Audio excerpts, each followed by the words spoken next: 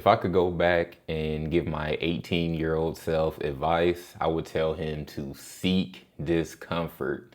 The bottom line is the person who you're striving to be, the person who's achieved every goal that you could have imagined, is very comfortable doing things that you're scared of right now. I mean, that's a simple fact. So, in order to close the gap and become that person, you have to become comfortable doing those uncomfortable things. Now, here are 5 things that shifted my mindset and changed my life. One is meditation. I've talked about meditation almost every video, but meditating changed the trajectory of my life completely. It made me more peaceful overall.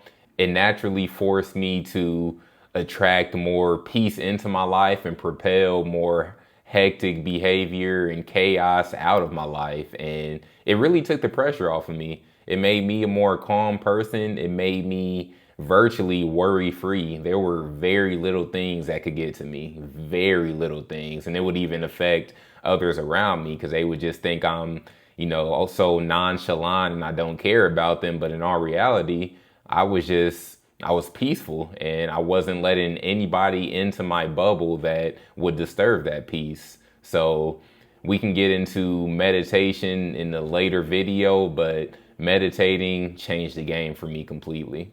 2 would be public speaking. I took every opportunity that I could to get in front of a crowd, or even if it was a smaller room of 5 people to a bigger room of 50, 100 plus. I took every opportunity that I could to get in front of a crowd and work on my communication skills and just get comfortable while all eyes were on me. Now, funny enough, I had severe social anxiety my entire childhood up until about 22 years old, but I was always a pretty good public speaker. Now, I would be scared half to death going up there, but I noticed that I could reach a flow state very easy. It just took me, I don't know, 20 seconds maybe. It depends on the subject matter, of course. But when I gave presentations in school, I would always be number 1 or number 2 as far as most polished or the most skilled speaker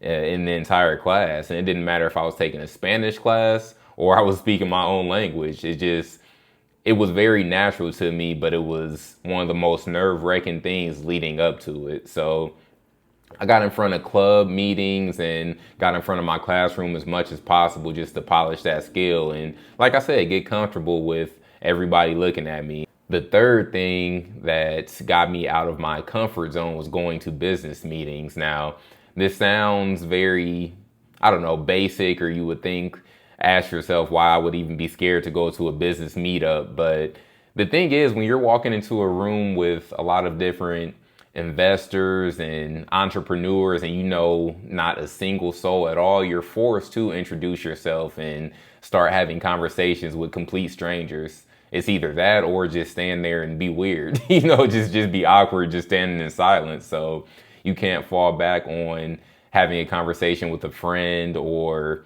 a relationship that you've already built because you virtually have no relationship. So I forced myself to build my network from the ground up in Indianapolis by going to these business meetups where I didn't know anybody and getting to know the people who ran the events and the regular people who showed up to the events on, monthly occasions. So that took a lot. It took me months to get used to this, going to new meetups every single week, every single month, and just being okay with the networking aspect. Because in all reality, everybody is there to network. So there's no reason to put pressure on yourself and think that you are a failure if you don't walk away with a new best friend or anything like that. It was just, it was a lot of pressure at first, but then it became natural and it allowed me to break that barrier when it came to meeting new business owners and entrepreneurs.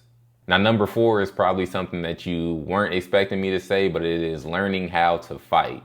Now, if you think going into a business networking event is nerve-wracking, imagine going into a fighting gym where nobody, you have zero skill when it comes to fighting. I mean, outside of just what you think is skill, and you just walk in and you're looking around at everybody just going hard, training in different styles of fighting. And you're like, wow, anybody could whoop me right now and I could do nothing. Like I'm powerless and I know nobody. And you're just searching for a smiling face at least. But that was one of the most nerve-wracking things ever. And this was beyond, like, I already conquered the social anxiety and whatnot. This was just, I don't know, maybe a confidence thing or a realization that I am utterly powerless in this environment since I'm not skilled enough to really defend myself against a skilled fighter. So this is something that just built tremendous confidence in me. I mean, it's a great skill. You want to learn how to defend yourself. That's a whole nother topic. But the fact is, it's a big mental barrier.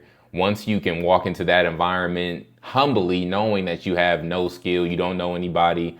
One, you can meet people just like any other event. It's nice to meet people who want to help other people, share the same values as you. There's a lot of good people in these fighting gyms, like a lot of really genuine people.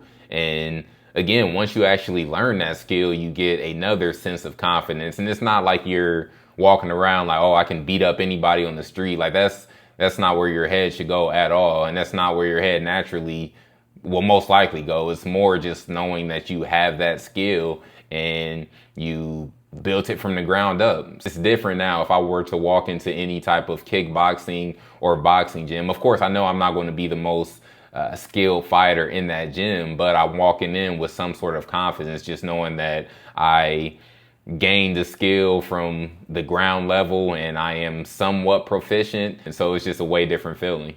Now, my last thing would be starting a business. You can say that this wasn't as nerve-wracking as walking into a fighting gym or a business networking event, knowing not a single soul. But starting a business, I mean, it took a lot because it was more the societal pressures and the people who you tell that you're starting a business to, and they warn you about the risks and whatnot and just all doom and gloom. So it's like you don't want to be a failure because you don't want to have to go back to those people and say, yeah, I tried it.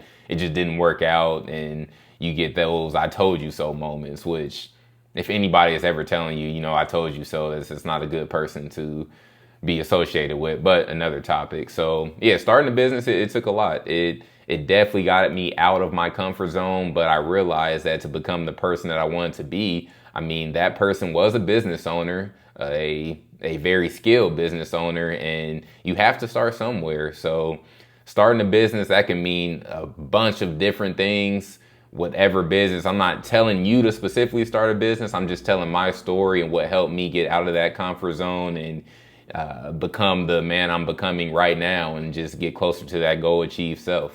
So overall, comfort never changed my life. Discomfort did. Hope you enjoyed the video. I'll see you in the next one.